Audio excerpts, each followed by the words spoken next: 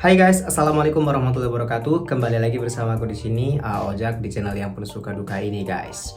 Wow, di tengah kabar yang saat ini sedang viral guys. Jadi tahun 2026 katanya Jepang tidak mau lagi merekrut orang-orang Indonesia guys, karena banyaknya orang Indonesia yang bikin ulah saat kerja di Jepang guys. Tentu kabar ini membuat gaduh dan cukup membuat khawatir ya teman-teman dari Indonesia yang saat ini sedang berproses untuk bisa kerja di Jepang. Apakah kalian saat ini juga sedang khawatir ya?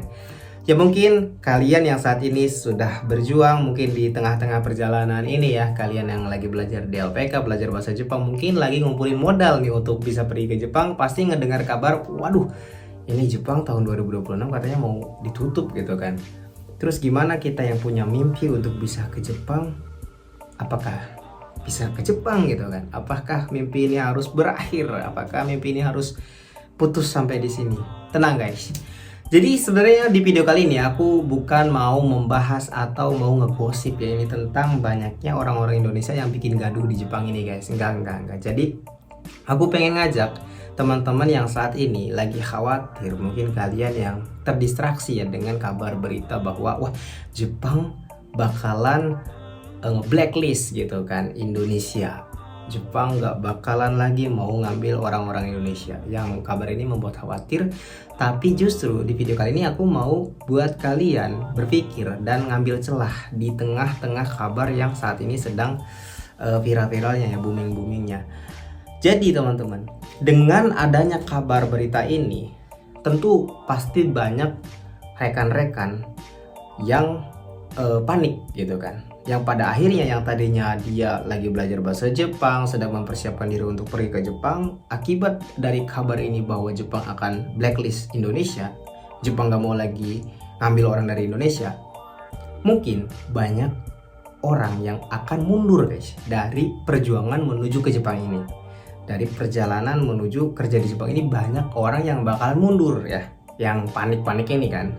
Nah tentu kalian yang sadar, tentu kalian yang tahu bahwa gak mungkin guys bahwa Jepang itu tiba-tiba langsung membuat keputusan oke, kita stop, gak bakalan ngambil lagi orang dari Indonesia.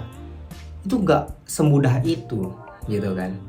Gak mungkin tiba-tiba bisa langsung blacklist, enggak guys, karena Jepang sama Indonesia itu punya kerjasama bilateral juga ya guys ya. Dan juga kalau misalkan iya begitu, Jepang mau ngambil dari negara mana lagi? Sedangkan penyumbang tenaga asing terbesar itu Indonesia guys. Bukan terbesar ya, mungkin terbesar kedua, karena terbesar tersatu tenaga asing yang kerja di Jepang itu kan Vietnam, keduanya itu Indonesia guys. Nah Jepang itu kan kekurangan tenaga kerja guys, bukan kekurangan pekerjaan. Kalau pekerjaan perusahaan di Jepang itu banyak sekali, tapi Jepang itu krisis tenaga kerjanya. Kalau misalkan Jepang mengurangi, bahkan tidak ngambil lagi orang-orang dari Indonesia, ya Jepang mungkin akan sebagian drop guys, turun gitu kan ya. Kalau misalkan secara ya data gitu kan, kalian bisa lihat sendiri ya bahwa Indonesia itu penyumbang tenaga asing terbesar kedua di Jepang guys. Yang pertama itu Vietnam. Dan memang sih kabarnya itu Jepang bakalan ngambil dari Filipina katanya, buat sebagai gantinya Filipina sama Mongolia untuk gantiin kalau misalkan beneran blacklist Indonesia. Tapi aku pikir dalam beberapa waktu ini ya, dalam beberapa waktu dekat ini nggak mungkin Jepang tiba-tiba langsung nge-blacklist gitu, nggak mungkin guys. Jadi buat kalian nih yang misalkan dengar kabar ini terus panik, terus kalian tiba-tiba mundur, itu kalian salah menurutku. Jadi ada baiknya kalian lebih memilih untuk tetap fokus belajar bahasa Jepang, kalian fokus di jalan yang sedang kalian mau raih gitu kan. Kalian mau bisa kerja di Jepang, pokoknya saya harus bisa kerja di Jepang tahun ini. Kalau nggak tahun ini, tahun depannya lagi.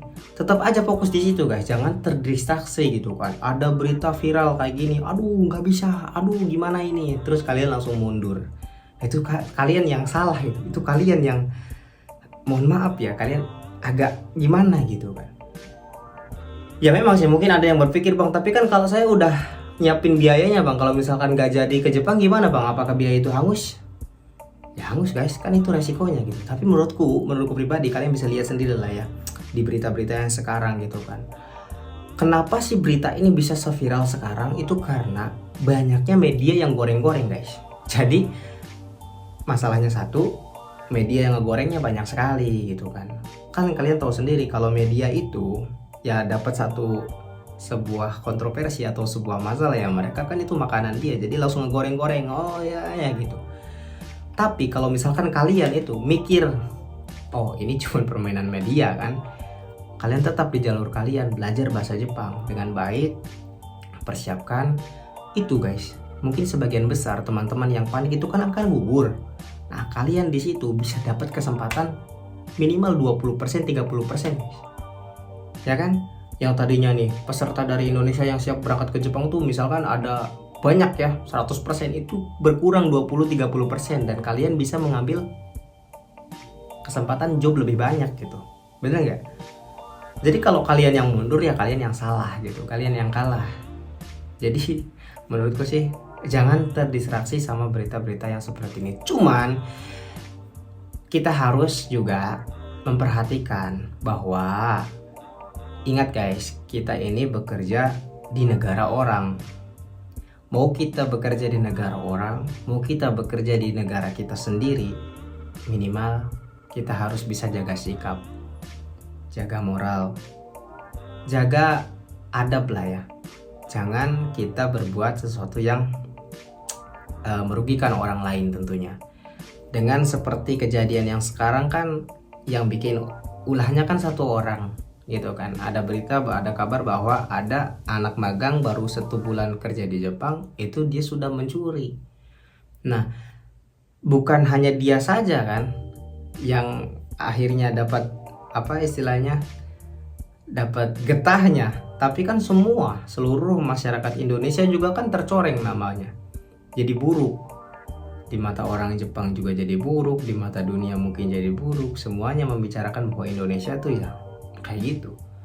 Kalau kita berbuat owner di negara orang guys, dia tuh nggak bakal nanya siapa dia, namanya siapa, nggak bakal, tapi bakal ditanya dia berasal dari mana, dia pencuri, dia datang dari mana, Indonesia, oh ternyata orang Indonesia banyak yang pencuri ya. Nah itu sih, jadi buat kedepannya mungkin teman-teman juga yang mau kerja di negara ini, di negara Jepang, dimanapun ya kalian mau bekerja, yuk kita bareng-bareng bisa jaga sikap gitu kan, untuk tidak berbuat sesuatu yang bikin gaduh ya, apalagi kriminal ya kan. Tindakan kriminal, mencuri itu kan kriminal ya teman-teman ya.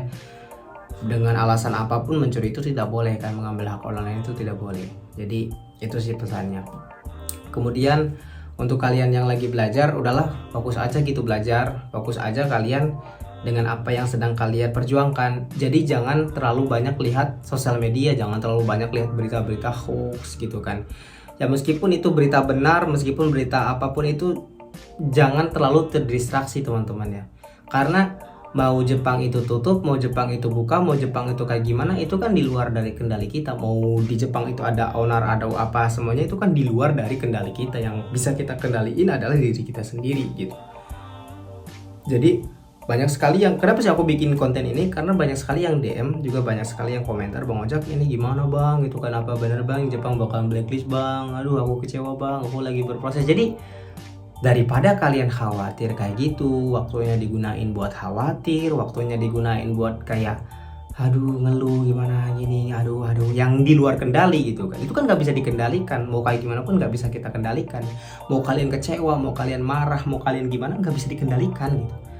Jadi buang-buang waktu kalau misalkan kalian terus berpikir seperti itu. Ada baiknya kalian ya oke, mau kayak gimana pun dunia ini, seperti apapun dunia ini bergerak berjalan gitu kan, saya akan selesaikan tugas-tugas saya akan terus bekerja dengan baik, saya akan belajar dengan baik, saya akan terus berjalan. Itu adalah sikap yang tepat menurutku pribadi, daripada kita terus menanyakan kabar dunia ini seperti apa, Indonesia seperti apa, dan lain-lain seperti apa gitu. Jadi fokus dengan apa yang sedang kalian perjuangkan, fokus dengan apa yang sedang kalian kerjakan.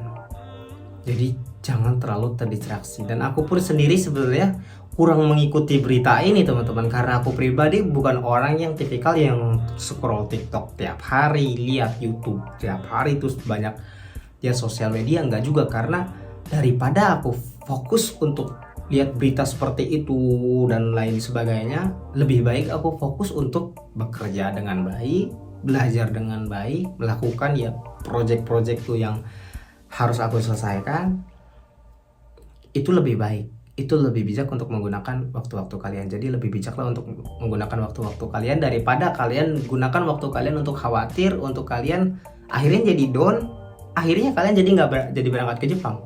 Yang tadinya kalian lagi semangat, terus dengar berita, aduh gimana ini Jepang nanti tutup, aduh, terus down, kalian mundur, akhirnya kalian berada di tempat yang sama dengan keluhan yang sama, dan setiap malam kalian menangis, overthinking, dan menyalahkan diri sendiri lagi, menyalahkan dunia, menyalahkan semuanya.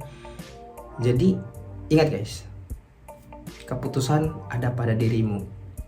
Kalian yang memutuskan guys, kalian yang membuat keputusan. Jadi jangan sampai kalian salah mengambil keputusan. Oke? Ambil keputusan dengan baik. BTW, aku baru baca buku tuh. Keputusan sama dengan jalan untuk mendapatkan kekuatan guys. Kalau kalian memutuskan untuk tetap berjuang apapun kondisinya, mau setebal apapun temboknya akan saya tetap hancurkan, akan saya tonjok sampai temboknya itu hancur, kalian pasti dapat kemenangan itu guys. Tapi kalau kalian baru lihat, aduh temboknya tinggi ini, terus kalian udah menyerah, udahlah balik lagi aja, ya udah gak bakalan sampai ada di balik tembok itu kalian melihat sebuah keajaiban. Terima kasih guys, 11 menit, semoga ada manfaatnya. Oke, lanjut terus ya, tetap semangat. Assalamualaikum warahmatullahi wabarakatuh. Salam SCTP.